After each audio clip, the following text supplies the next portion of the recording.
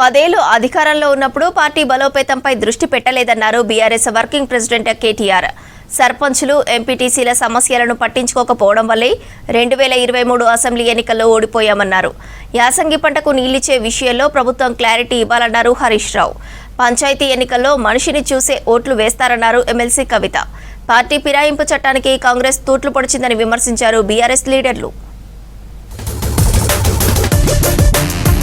2023 assembly ఎన్నికల్లో మనల్ని మనమే ఓడించుకున్నామన్నారు బీఆర్ఎస్ వర్కింగ్ ప్రెసిడెంట్ కేటీఆర్. 10 ఏళ్లు పాలించినా పార్టీని పట్టించుకోకుండా తప్పు చేశామని చెప్పారు. సర్పంచులు, ఎంపీటీసీల సమస్యలు పట్టించుకోలేదని తెలిపారు. సర్పంచులకు బిల్లులు ఇవ్వకుండా ఇబ్బంది పెట్టామన్నారు. అధికారంలో ఉన్నప్పుడు కార్యకర్తల్ని కూడా పట్టించుకోలేదని, కమిటీలు వేయలేదన్నారు కేటీఆర్. భువనగిరిలో పార్టీ మద్దతుతో ఎన్నికైన సర్పంచులు, ఉప సర్పంచులు, వార్డు సభ్యులను సన్మానించారు. ఎన్నికల హామీలను కాంగ్రెస్ సర్కార్ అమలు చేయడం లేదన్నారు కేటీఆర్. మనము వాస్తవం ఎక్కడ చెడగొట్టుకున్నామంటే, నిజానికి ఈ మాట ఒప్పుకోవాలి, మనం కూడా 10 ఏళ్లు ప్రభుత్వం నడిపినాం. కానీ పార్టీ కార్యకర్తలు, కమిటీలు పార్టీని బలోపేతం చేసే విషయం కొద్దిగా పక్కకు పెట్టిన కొత్త తప్పు చేసినాం. ఇది వాస్తవం. ఇవాళ నిజానికి మన ఓటమి 2023 డిసెంబర్లో మనని ఎవడో బయట ఓడగొట్టలే, కాంగ్రెస్ ఓడో బీజేపీ ఓడో ఓడగొట్టలే, మనది మనమే ఓడగొట్టుకున్నాం. వాస్తవం చెప్పాలంటే పట్టించుకోక మన సర్పంచులు, మన ఎంపీటీసీలకు ఉండే సమస్యలు మన నాయకులు మనం చూసుకోక, వాళ్లకు రావాల్సిన బిల్లులు ఇప్పియక, అక్కడ కొంత పట్టించుకున్నట్టు వ్యవహారం చేయడం వల్లనే కొంత వాళ్ళు కూడా నీరసపడ్డారు, నిరాశపడ్డారు. కొంత అందుకే వాళ్ళు కూడా ఉత్సాహంగా పని చేయలేదు.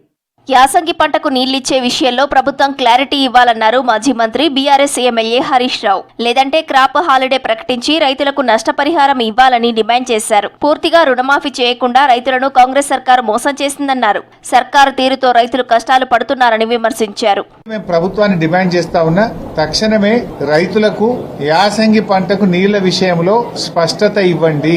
లేదంటే క్రాప్ హాలిడే ప్రకటించి రైతులకు నష్టపరిహారం అని ఇవ్వండి, డబ్బులు ఇవ్వండి. ఇది గవర్నమెంట్ ఫెయిల్యూర్. అయితే నీళ్లు ఇవ్వండి, నీళ్లు ఇవ్వకపోతే నీళ్లు ఇవ్వలేకపోతున్నామని ప్రజలకు, రైతులకు స్పష్టత ఇచ్చి ఎకరానికి ఎంత ఇవ్వాలనో రైతులకు డబ్బులైనా ఇచ్చి రైతులను ఆదుకోండి. కన్ఫ్యూజన్ లో ఏమైందంటే టైం పోతున్నది. నారు పోయాలా వద్దా, నాట్లు వేయాలా వద్దా, ఈ కన్ఫ్యూజన్ లో రైతులు బోర్లేసి మోటార్లు పెట్టి అప్పుల పాలైతా ఉన్నారు. సర్పంచ్ ఎన్నికల్లో పార్టీ గుర్తులు ఉండవన్నారు జాగృతి అధ్యక్షురాలు కవిత. పరిచయాలు, మనిషిని చూసి ఓట్లు వేస్తారన్నారు. పార్టీ గుర్తులు లేకుండా జరిగే ఎలక్షన్స్ ను పట్టించుకోవాల్సిన అవసరం లేదన్నారు. గ్రామానికి ఎవరు అభివృద్ధి చేస్తారో వారినే ప్రజలు గెలిపించుకుంటారన్నారు. భద్రాద్రి కొత్తగూడెం జిల్లాలో జాగృతి జనంబాట కార్యక్రమంలో భాగంగా ఇల్లందులో పర్యటించారు కవిత. ఆ గ్రామస్తులకు ఎవరు ఎప్పుడు సౌకర్యంగా అనిపిస్తారో, లేకపోతే వారితో పనిచేయించుకోవడం సులువు అనిపిస్తుందో, లేకపోతే కుల మత ఈక్వేషన్లన్నింటినీ చూసుకొని గ్రామాల్లో జరిగే డిస్ట్రిబ్యూషన్, దానికి పోయి కాంగ్రెస్ పార్టీ మేము గెలిచామని, బీఆర్ఎస్ పార్టీ మేము గెలిచామని చెప్పి అనుకోవడం కరెక్ట్ కాదు. ఏదైతే గుర్తుతో జరుగుతాయో ఎన్నికలు, ఎంపీటీసీ, ఎఫ్పీటీసీ ఎన్నికలు జరుగుతాయో అవి పార్టీ బలాబలాలను నిర్దేశించేటట్టుగా ఉంటాయి. కానీ గ్రామ పంచాయతీ ఎన్నికలు అనేటటువంటి ఎప్పుడు కూడా సరైనటువంటి మెజర్ కాదు. అయినప్పటికీ అధికార పక్షం ఒక పక్క, విపక్షం ఒక పక్క, ఇద్దరు కూడా మాకొచ్చాయని ఎగురుతున్న పరిస్థితి కనబడుతుంది. కాంగ్రెస్ సర్కార్ రియల్ ఎస్టేట్ మాఫియాలాగా పనిచేస్తోందని విమర్శించారు ఎమ్మెల్సీ దాసోజు శ్రవణ్. భూమి ఎక్కువగా ఉన్న వారి నుంచి ప్రభుత్వం భూమి తీసుకోవాలని ఆనాడు కాంగ్రెస్ ప్రభుత్వం చట్టం తెచ్చిందని గుర్తు చేశారు. ఆ చట్టాన్ని కాంగ్రెస్ తుంగలో తొక్కుతోందన్నారు. పార్టీ ఫిరాయింపు చట్టానికి కూడా రేవంత్ సర్కార్ తూట్లు పొడుస్తోందని విమర్శించారు దాసోజు. బడా బాబులు, దొరలు, భూస్వాములు వాళ్ళ దగ్గర ఇష్టానుసారంగా వందల వేల ఎకరాల భూమి ఉంటే ఆ భూమినంతా కూడా ప్రభుత్వం స్వాధీనపరుచుకొని భవిష్యత్ ప్రభుత్వ ప్రజల అవసరాల కోసం అని చెప్పని ల్యాండ్ సీలింగ్ యాక్ట్ ద్వారా government has acquired that land. ఇది కాంగ్రెస్ పార్టీ తెచ్చినటువంటి ఒక చట్టం, పివి నరసింహరావు గారు తెచ్చిన చట్టం.